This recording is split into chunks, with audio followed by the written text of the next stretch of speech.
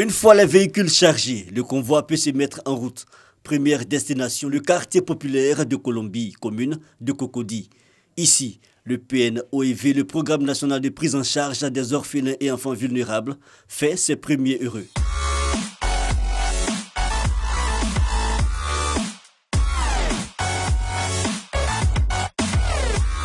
Vraiment que Dieu vraiment vous bénisse, qu'il bénisse l'équipe même qui s'est déplacée, qu'il bénisse le ministre. Vous allez pour nous donner là, d'une cas rapide, le grenier. Toute l'année, vous allez venir pour nous donner, on va aller aussi. Après Cocody, cap est mis sur les communes d'Abobo et de Yopougon.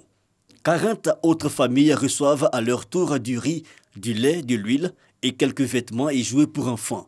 L'opération se nomme Noël éclaté. C'est une initiative de la ministre de la Femme, de la Famille et de l'Enfant pour permettre à des familles démunies de passer de belles fêtes de fin d'année. Dans cette période de fête de fin d'année, nous avons des familles qui ont d'énormes difficultés. Avec l'accord de la ministre, nous avons pu avoir quelques vivres, quelques cadeaux. En posant cet acte-là, c'est pour dire qu'il faut garder de l'espoir. Au total, 60 familles ont bénéficié de cet appui direct, une action qui s'inscrit dans le programme social du gouvernement. Elle vise aussi à rapprocher les populations des services sociaux de l'État.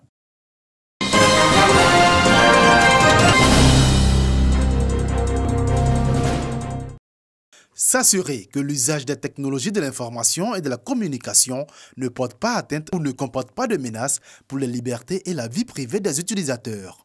Les 100 correspondants qui ont pris part à ce séminaire sont chargés de veiller à la protection des données à caractère personnel dans leurs entreprises et d'y assurer la promotion. Il y a plusieurs entreprises qui manipulent ces données et nous ne souhaitons pas que ces entreprises-là soient en porte-à-faux vis-à-vis de la loi. La protection des données à caractère personnel découle d'une loi qui date du 19 juin 2013.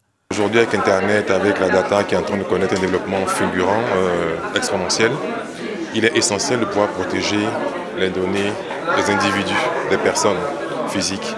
Donc ça va prendre beaucoup plus de temps que prévu, mais c'est l'amorce déjà, donc c'est ce qui est très intéressant.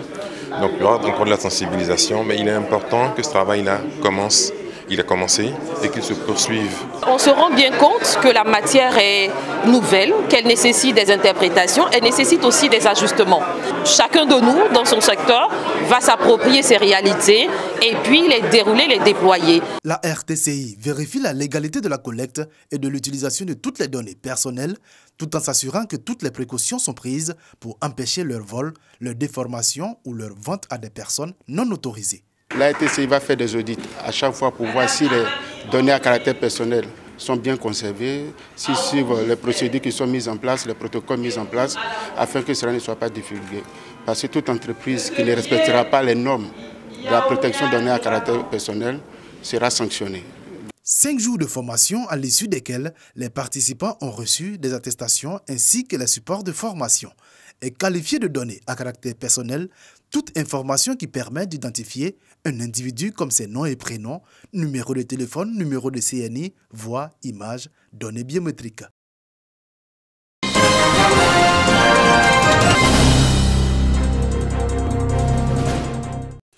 Palais de la culture d'Abidjan, il est un peu plus de 20 heures.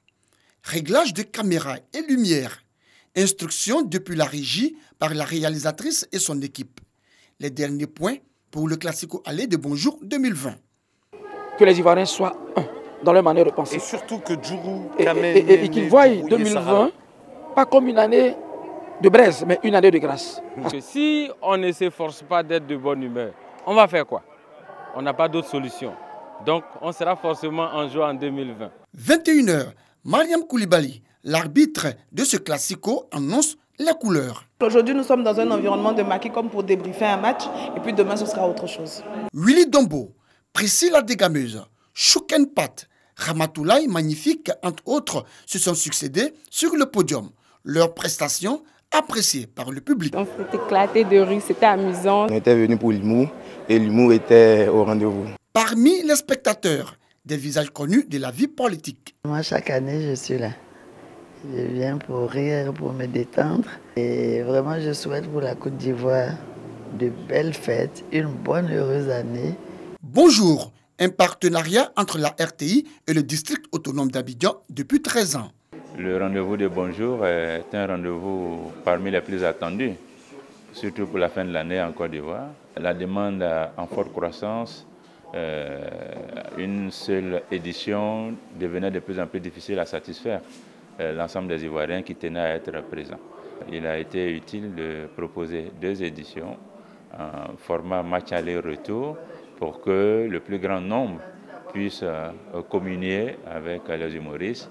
Et le riz, justement, nous rappelle que dans la vie, il faut toujours se prémunir contre tout désespoir, mais bien au contraire, et chercher à s'imposer une perspective heureuse. Et ça, la Côte d'Ivoire sait le faire. La cérémonie de ce soir devrait pouvoir permettre aux Ivoiriens de se projeter dans un avenir apaisé. Dans le maquis de Dr Philo sur le podium, les humoristes font montre de leur talent et de leur savoir-faire. Qui sera le vainqueur de Bonjour 2020? La réponse, ce samedi soir, avec le classique retour, toujours au Palais de la Culture d'Abidjan. Un vieux Mauritanien. Est-ce que ça va?